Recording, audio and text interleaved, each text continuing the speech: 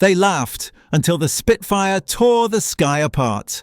That single line is the shortest version of what happened over the Channel in 1940.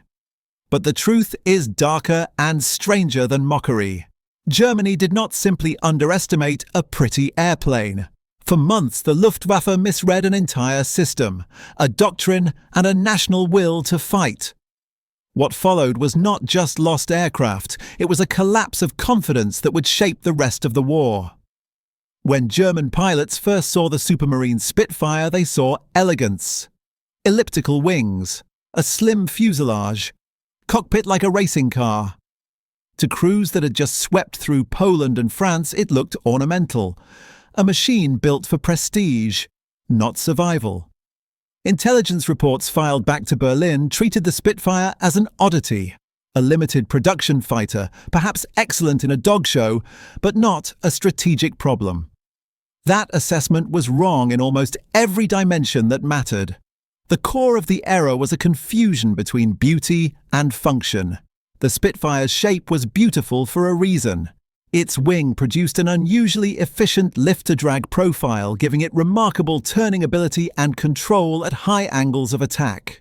Coupled with the Rolls-Royce Merlin engine and careful aerofoil design, the result was a fighter that could both turn tighter and respond crisper to the pilot's inputs than most German fighters expected to face. That meant one thing in combat. Once engaged, a skilled Spitfire pilot could force the fight into a close-in contest that favored the Spitfire, and German doctrine had increasingly trained Luftwaffe pilots to avoid that exact scenario. It's important to understand how doctrine shaped perception. The Luftwaffe's early successes came from fast, decisive strikes, and their fighters were trained to fight within an energy-based style, boom and zoom, rapid climbs, controlled slashing attacks, not slow-turning melees. When training and expectations shape your response, you can easily misread an opponent who invites you into a different kind of fight. The Spitfire did exactly that. It invited turning fights and punished the Germans who accepted them. There's a human detail that reveals how deep the misreading went. Reports from Luftwaffe intelligence tended to emphasize the Spitfire's fragility. Lack of armor, light construction, vulnerable fuel systems. Those were real traits, but they were only half the story.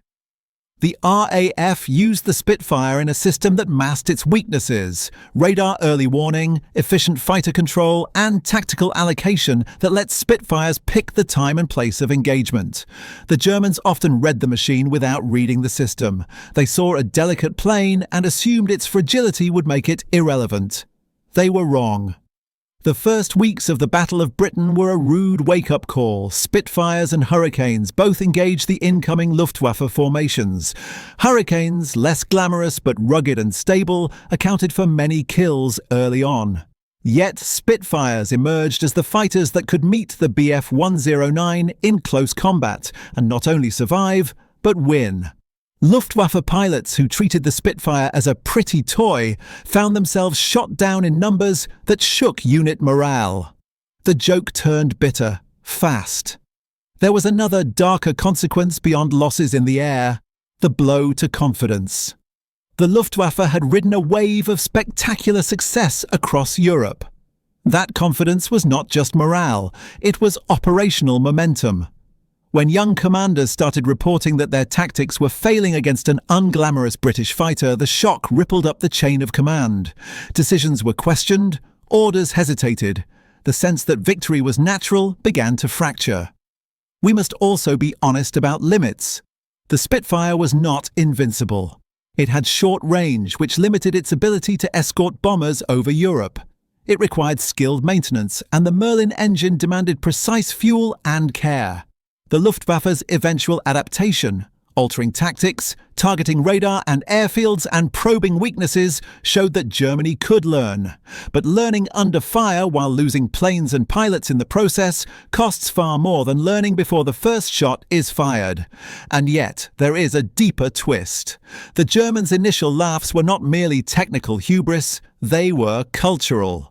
The Luftwaffe had absorbed certain beliefs about what constituted a real fighter: rugged, simple, optimized for a particular style of war.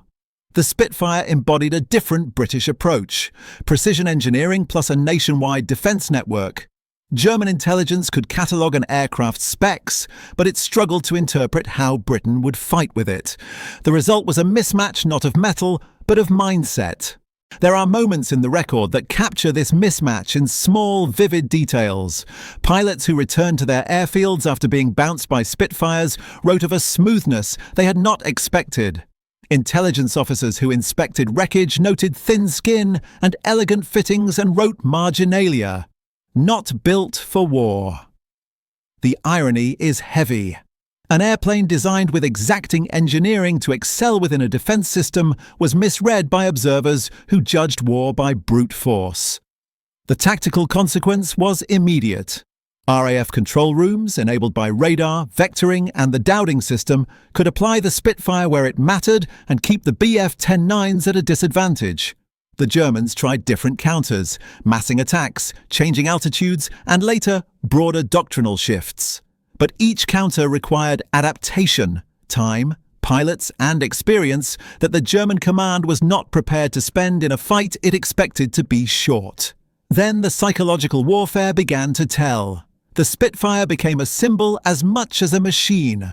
Posters, press, pilot stories. The British public saw it as a prodigy of national resilience.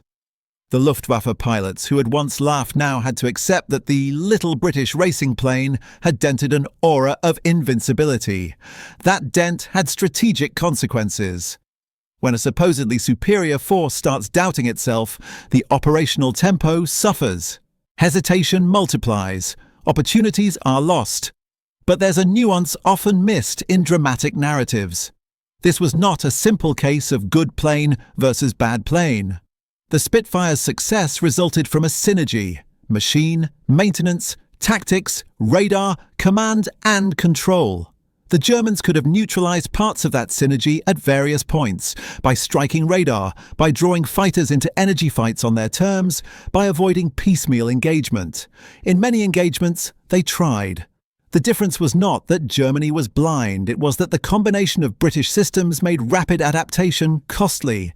By the time German intelligence adjusted its view of the Spitfire, the narrative had already shifted in public imagination. What began as a mocking note in a report became a line in a story about survival and national pride. That shift transformed aviation into myth. But myths have practical roots. Each aerial victory or loss translated into pilots trained, tactics refined, and factories rearranged. The Spitfire's myth was built on repeatable realities.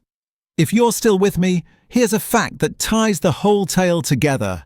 The Spitfire did not win the Battle of Britain alone. It was the spearhead of a defence that included radar, the Dowding command system, the reliable workhorse Hurricane, and a populace mobilised to resist. But the German initial dismissal of the Spitfire delayed tactical adaptation and magnified the human cost of change. Underestimating an opponent's system is often more dangerous than underestimating its single piece of hardware. So what's the dark truth? It isn't merely that Germany misjudged the Spitfire's airframe. The darker lesson is that a military can misread an enemy when it judges tools in isolation from doctrine, logistics, and national will. The Luftwaffe saw a beautiful plane and assumed the battle would remain the same. Britain saw that plane as part of a wider refusal to cede the sky. One side saw elegance and sneered. The other used that elegance as a fulcrum. Imagine the scene at dusk over the Channel. Grey clouds, engines coughing at altitude, and a Spitfire's silhouette cutting across the light. For a German pilot who had laughed weeks earlier, the sight by then tasted different. Not just fear, but a dawning realization that something had changed. The laugh became history, and history matters because it changes how people act next. If this surprised you, wait until you hear what German after-action reports secretly recorded about pilot morale in late summer 1940. I dig into those documents and the pilot memoirs in the next video, and I'll show how one small misreading escalated into a strategic pivot no one expected. If you like this breakdown, subscribe and ring the bell. There's more deep-sourced analysis on how machines, people, and decisions collide in war. Drop a comment. Which part of the Spitfire story surprised you most? The tech, the tactics, or the psychology?